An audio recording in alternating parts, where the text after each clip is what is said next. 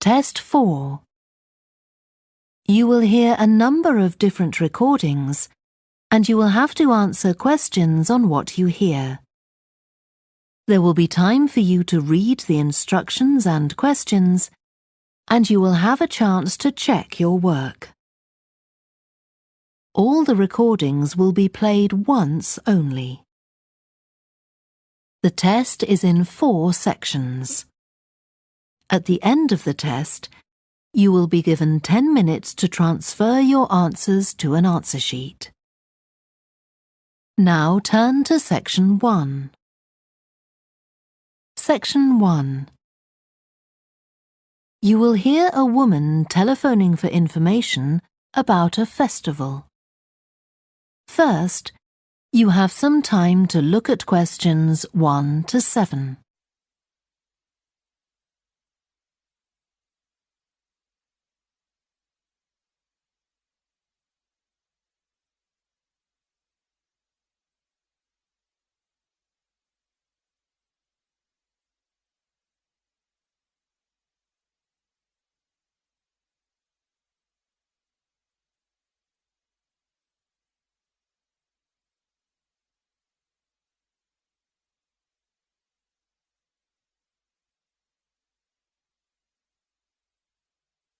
You will see that there is an example that has been done for you. On this occasion only, the conversation relating to this will be played first. Good morning, Stretton Festival box office. How can I help you? Oh, hello. My family and I are on holiday in the area, and we've seen some posters about the festival this week. Could you tell me about some of the events, please? Of course. First of all, are there still tickets available for the jazz band on Saturday? There are, but only £15. The £12 seats have all been sold. The man says that tickets are available for £15, so 15 has been written in the space. Now we shall begin. You should answer the questions as you listen because you will not hear the recording a second time. Listen carefully and answer questions 1 to 7. Good morning, Stretton Festival box office. How can I help you? Oh, hello. My family and I are on holiday in the area, and we've seen some posters about the festival this week. Could you tell me about some of the events, please? Of course. First of all, are there still tickets available for the jazz band on Saturday? There are, but only £15. The £12 seats have all been sold. OK, and the venue is the school, isn't it? Yes, that's right. The secondary school. Make sure you don't go to the primary school by mistake. And there's an additional performer who isn't mentioned on the posters. Carolyn Hart is going to play with the band. Oh, I think I've heard her on the radio. Doesn't she play the oboe or flutes or something? Yes, the flute. She usually plays with symphony orchestras, and apparently this is her first time with a jazz band. Well, I'd certainly like to hear her. Then the next thing I want to ask about is the duck races. I saw a poster beside a river. What are they exactly? Well, you buy a yellow plastic duck, or as many as you like. They're £1 each. And you write your name on each one. There'll be several races, depending on the number of ducks taking part. And John Stevens, a champion swimmer who lives locally, is going to start the races. All the ducks will be launched into the river at the back of the cinema. Then they'll float along the river for 500 metres, as far as the railway bridge. And are there any prizes? Yes. The first duck in each race to arrive at the finishing line wins its owner free tickets for the concert on the last night of the festival. You said you can buy a duck. I'm sure my children will both want one. They're on sale at a stall in the market. You can't miss it. It's got an enormous sign showing a couple of ducks. OK, I'll go there this afternoon. I remember walking past there yesterday. Now, could you tell me something about the flower show, please? Well, admission is free and the show is being held in Bythwaite Hall. Sorry, how do you spell that? Bythwaite.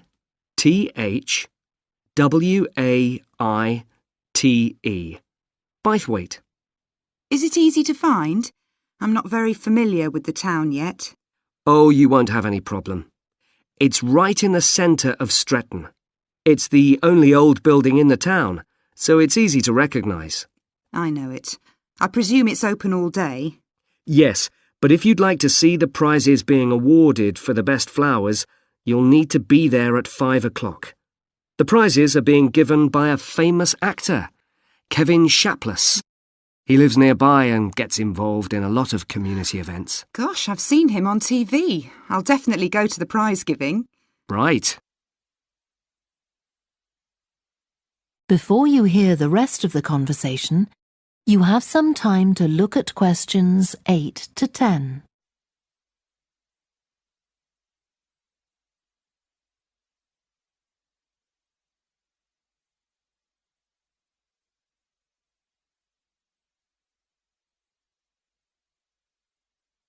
Now listen and answer questions 8 to 10. I've seen a list of plays that are being performed this week, and I'd like to know which are suitable for my children and which ones my husband and I might go to. How old are your children? 5 and 7. What about The Mystery of Muldoon? That's aimed at 5 to 10-year-olds. So if I take my children, I can expect them to enjoy it more than I do? I think so. If you'd like something for yourself and your husband and leave your children with a babysitter, you might like to see Fire and Flood. It's about events that really happened in Stretton 200 years ago, and children might find it rather frightening. Oh, thanks for the warning. And finally, what about Silly Sailor? That's a comedy, and it's for young and old. In fact, it won an award in the Stretton Drama Festival a couple of months ago. OK. Well, goodbye and thanks for all the information. I'm looking forward to the festival. Goodbye. That is the end of section 1. You now have half a minute to check your answers.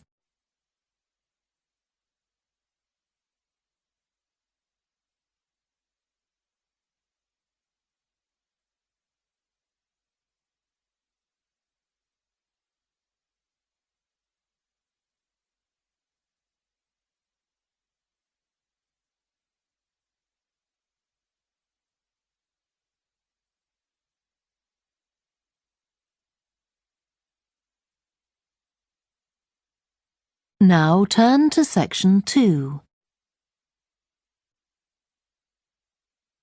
Section 2.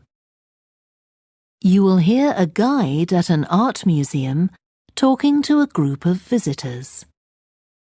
First, you have some time to look at questions 11 to 16.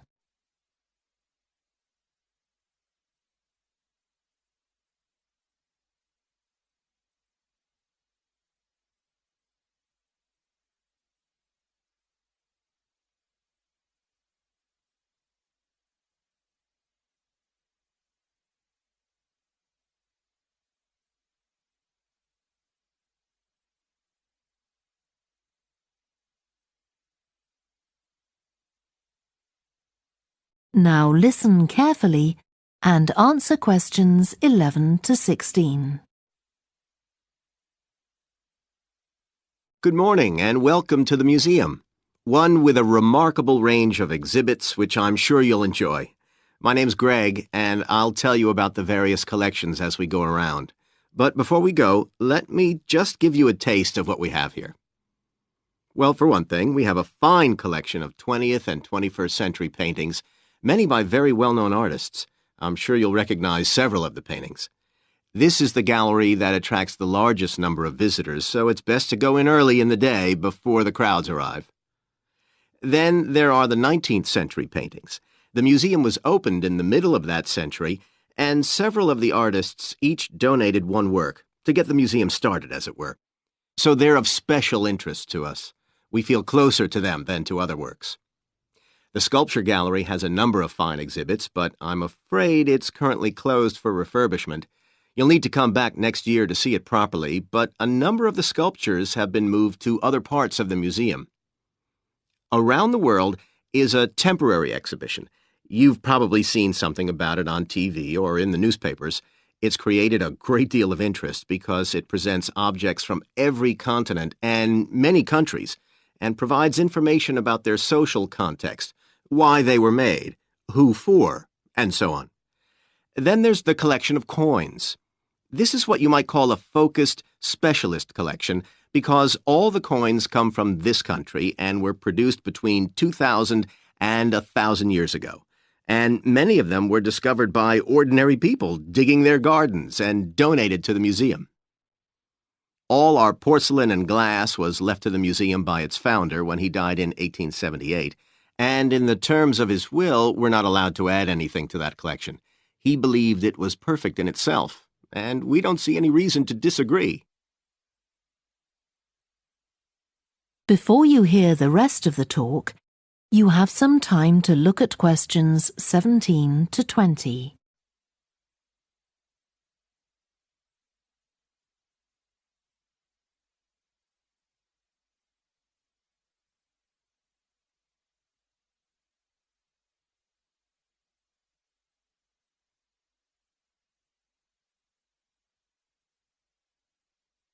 Now listen and answer questions 17 to 20. Okay, that was something about the collections, and now here's some more practical information, in case you need it. Most of the museum facilities are downstairs in the basement, so you go down the stairs here. When you reach the bottom of the stairs, you'll find yourself in a sitting area with comfortable chairs and sofas where you can have a rest before continuing your exploration of the museum. We have a very good restaurant which serves excellent food all day in a relaxing atmosphere.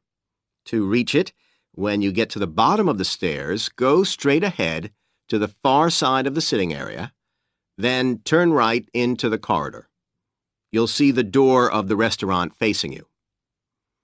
If you just want a snack or if you'd like to eat somewhere with facilities for children, we also have a cafe. When you reach the bottom of the stairs, you'll need to go straight ahead, turn right into the corridor, and the cafe is immediately on the right. And talking about children, there are baby-changing facilities downstairs. Cross the sitting area, continue straight ahead along the corridor on the left, and you and your baby will find the facilities on the left-hand side. The cloakroom, where you should leave coats, umbrellas, and any large bags, is on the left-hand side of the sitting area. It's through the last door before you come to the corridor. There are toilets on every floor, but in the basement, they're the first rooms on the left when you get down there. Okay, now if you've got anything to leave in the cloakroom, please do that now, and then we'll start our tour. That is the end of section 2. You now have half a minute to check your answers.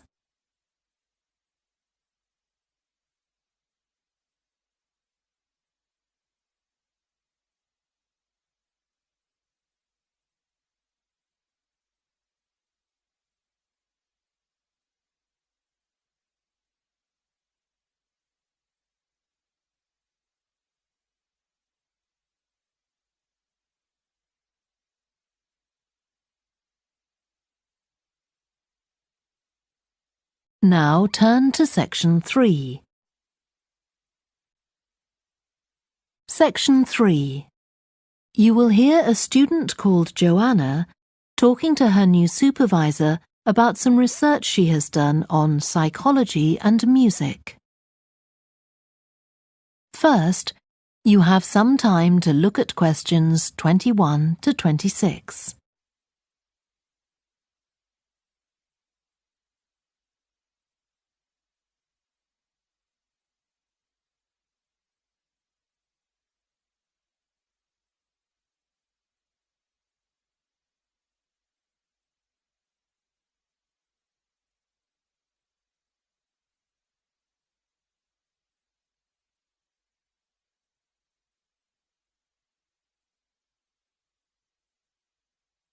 Now listen carefully and answer questions 21 to 26. Hi, Joanna. Good to meet you. Now, before we discuss your new research project, I'd like to hear something about the psychology study you did last year for your master's degree. So, how did you choose your subjects for that? Well, I had 6 subjects, all professional musicians and all female. 3 were violinists, and there was also a cello player and a pianist and a flute player. They were all very highly regarded in the music world, and they'd done quite extensive tours in different continents, and quite a few had won prizes and competitions as well.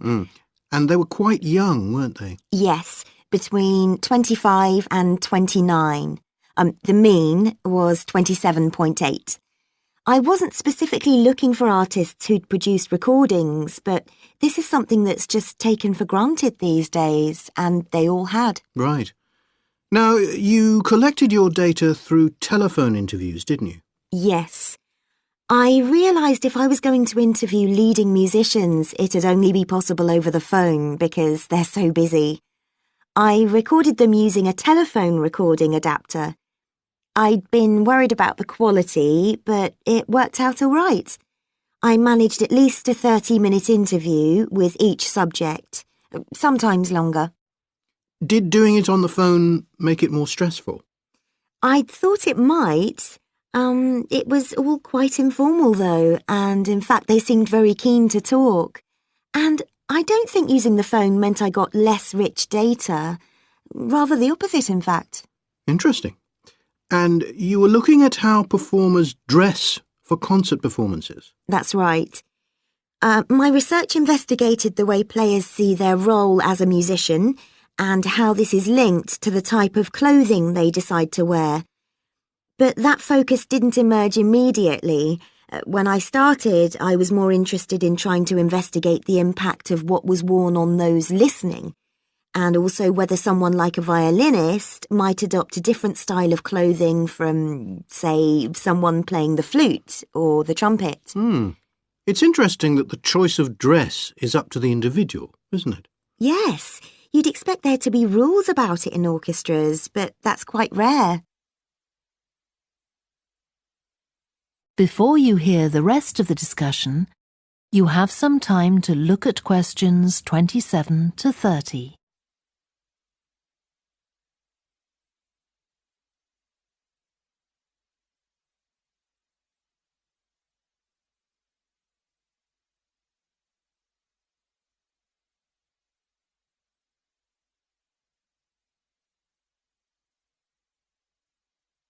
Now listen and answer questions 27 to 30.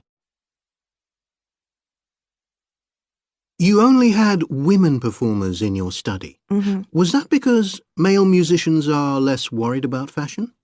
I think a lot of the men are very much influenced by fashion, but in social terms, the choices they have are more limited. They'd really upset audiences if they strayed away from quite narrow boundaries. Now, popular music has quite different expectations. Did you read Mike Frost's article about the dress of women performers in popular music? No. Well, he points out that a lot of female singers and musicians in popular music tend to dress down in performances and wear less feminine clothes, like jeans instead of skirts. And he suggests this is because otherwise they'd just be discounted as trivial. But you could argue they're just wearing what's practical. I mean, a pop music concert is usually a pretty energetic affair. Yes, he doesn't make that point, but I think you're probably right. I was interested by the effect of the audience at a musical performance when it came to the choice of dress. The subjects I interviewed felt this was really important. It's all to do with what we understand by performance as a public event. They believed the audience had certain expectations, and it was up to them as performers to fulfill these expectations, to show a kind of esteem. They weren't afraid of looking as if they'd made an effort to look good. I think in the past, the audience would have had those expectations of one another too, but that's not really the case now. Not in the UK, anyway. No. And I also got interested in what sports scientists are doing too with regard to clothing.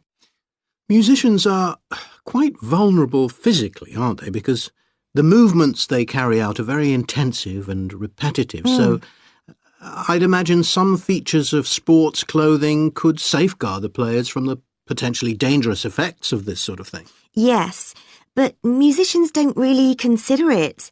They avoid clothing that obviously restricts their movements, but that's as far as they go. Anyway, coming back to your own research, do you have any idea where you're going from here? I was thinking of doing a study using an audience, including... That is the end of section 3. You now have half a minute to check your answers.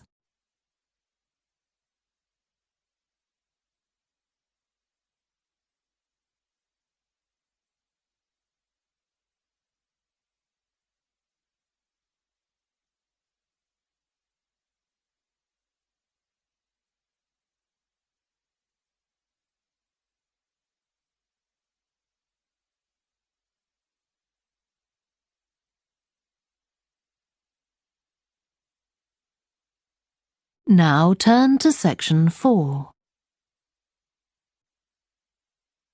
Section 4. You will hear part of a lecture about a way of reducing the amount of carbon dioxide in the atmosphere. First, you have some time to look at questions 31 to 40.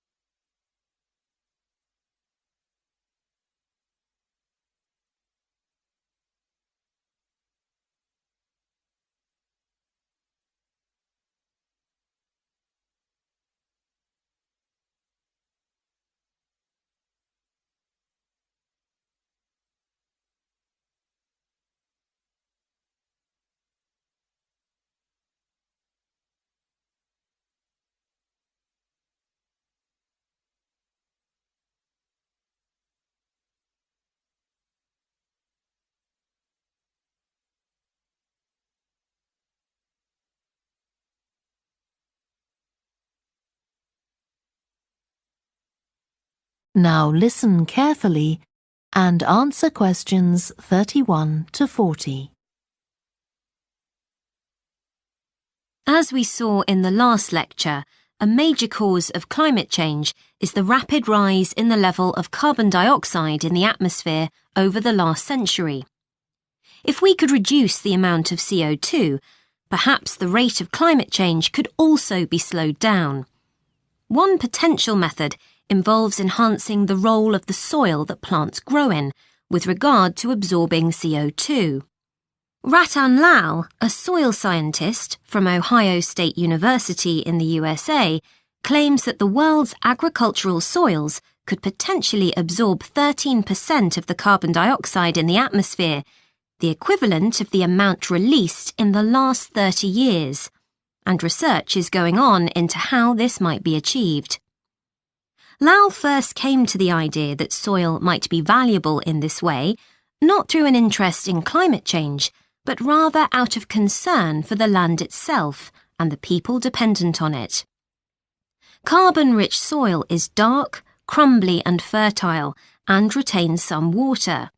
But erosion can occur if soil is dry, which is a likely effect if it contains inadequate amounts of carbon. Erosion is of course bad for people trying to grow crops or breed animals on that terrain. In the 1970s and 80s, Lal was studying soils in Africa so devoid of organic matter that the ground had become extremely hard, like cement. There he met a pioneer in the study of global warming who suggested that carbon from the soil had moved into the atmosphere. This is now looking increasingly likely. Let me explain. For millions of years, carbon dioxide levels in the atmosphere have been regulated, in part, by a natural partnership between plants and microbes, tiny organisms in the soil. Plants absorb CO2 from the air and transform it into sugars and other carbon-based substances. While a proportion of these carbon products remain in the plant, some transfer from the roots to fungi and soil microbes, which store the carbon in the soil. The invention of agriculture some 10,000 years ago disrupted these ancient soil-building processes and led to the loss of carbon from the soil. When humans started draining the natural topsoil and ploughing it up for planting, they exposed the buried carbon to oxygen. This created carbon dioxide and released it into the air. And in some places, grazing by domesticated animals has removed all vegetation, releasing carbon into the air. Tons of carbon have been stripped from the world's soils, where it's needed, and pumped into the atmosphere. So, what can be done? Researchers are now coming up with evidence that even modest changes to farming can significantly help to reduce the amount of carbon in the atmosphere. Some growers have already started using an approach known as regenerative agriculture. This aims to boost the fertility of soil and keep it moist through established practices. These include keeping fields planted all year round and increasing the variety of plants being grown. Strategies like these can significantly increase the amount of carbon stored in the soil, so agricultural researchers are now building a case for their use in combating climate change.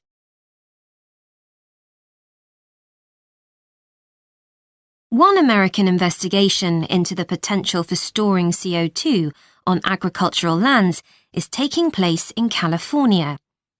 Soil scientist Wendy Silver of the University of California, Berkeley, is conducting a first-of-its-kind study on a large cattle farm in the state.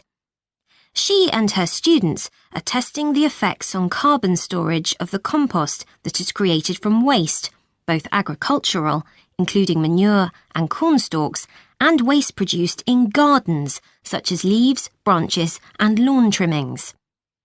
In Australia, soil ecologist Christine Jones is testing another promising soil enrichment strategy. Jones and 12 farmers are working to build up soil carbon by cultivating grasses that stay green all year round. Like composting, the approach has already been proved experimentally. Jones now hopes to show that it can be applied on working farms and that the resulting carbon capture can be accurately measured. It's hoped in the future that projects such as these will demonstrate the role that farmers and other land managers can play in reducing the harmful effects of greenhouse gases.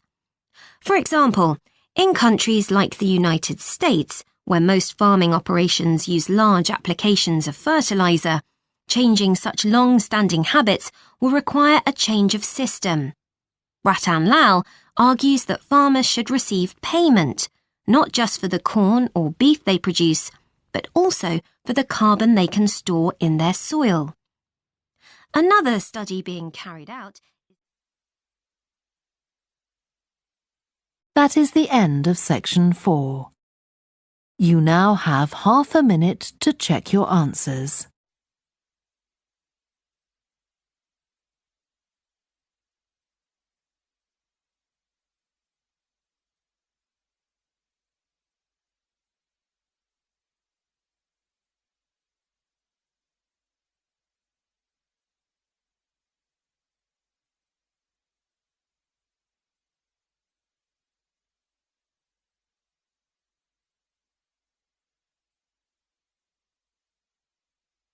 That is the end of the listening test. You now have 10 minutes to transfer your answers to the answer sheet. Please stop writing and wait for your question booklet to be collected.